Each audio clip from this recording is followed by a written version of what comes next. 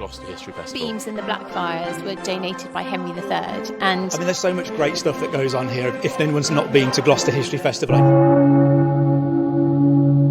The Gloucester History Festival special series on history with Jackson.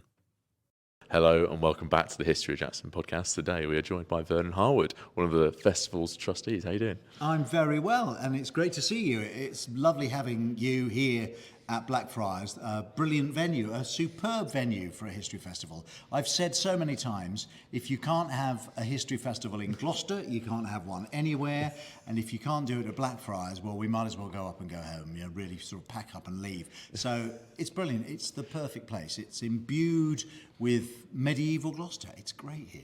I think it's an absolutely stunning build. I found myself a couple of times in talks looking at the scissored beams across the top, which I think are absolutely stunning. But you've been hosting and interviewing for some of the talks. Which kind of interview style have you taken to talk to some of the speakers? Because you spoke to Jeremy Bowen, which was a very raw and emotional conversation yesterday. Yes, Jeremy was brilliant. In fact, 36 hours earlier, he'd been on the BBC 10 o'clock news on a rooftop in Jerusalem, broadcasting around the world, and barely got home before he came here to Gloucester to take part in the History Festival, which was incredible. I mean, it was very emotional, actually. We were talking about his upbringing. We were talking about his childhood. His father had been a BBC reporter in Wales. His mother was a photographer, a photojournalist, and well-renowned. And we talked about that. It was quite emotional for him. And then we got into what somebody later described as the nitty-gritty of the issues of the Middle East. Now, how do you do that in a session that lasts an hour?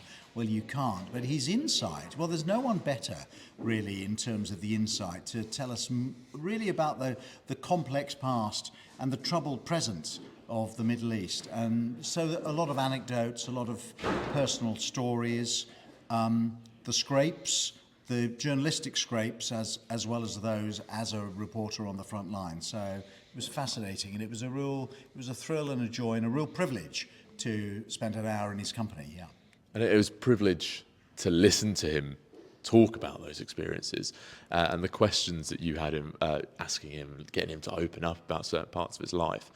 But do you get the choice about who you interview here at Gloucester? We are really lucky here because we have a brilliant programme out. The curator of the festival, Sarah Smythe, is a force of nature.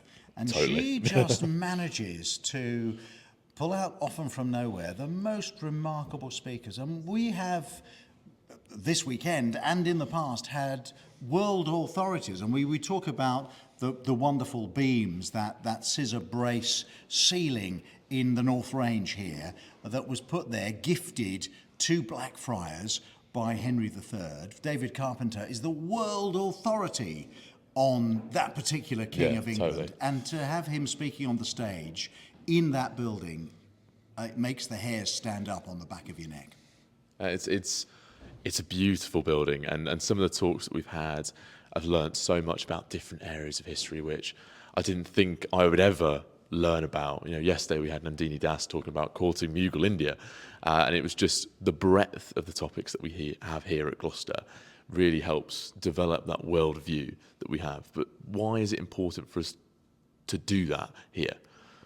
To do it here is interesting because Gloucester is the story of England. The story of Gloucester is the story of England, going right the way back before the Roman occupation.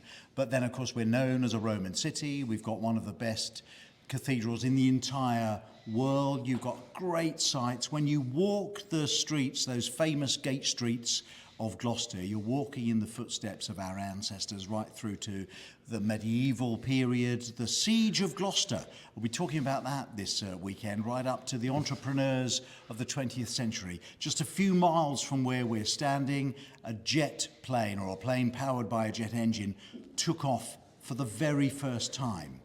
And so much more. The vacuum cleaner, something that we don't even think about, we take for granted.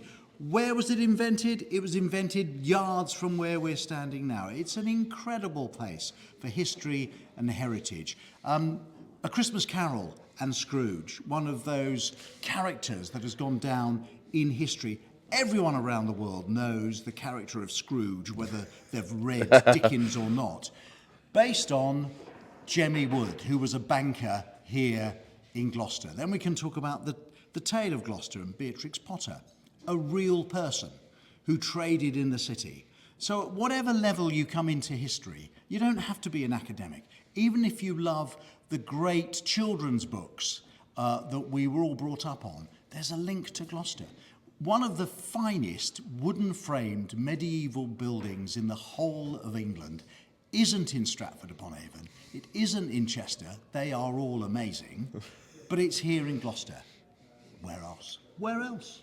I think that's one of the lovely things about coming here to Gloucester History Festival is you feel the history all around you. When you're sitting in Blackfriars, when you're walking down the street to go and get a coffee, you can really feel it, and you see it with that gorgeous, beautiful cathedral.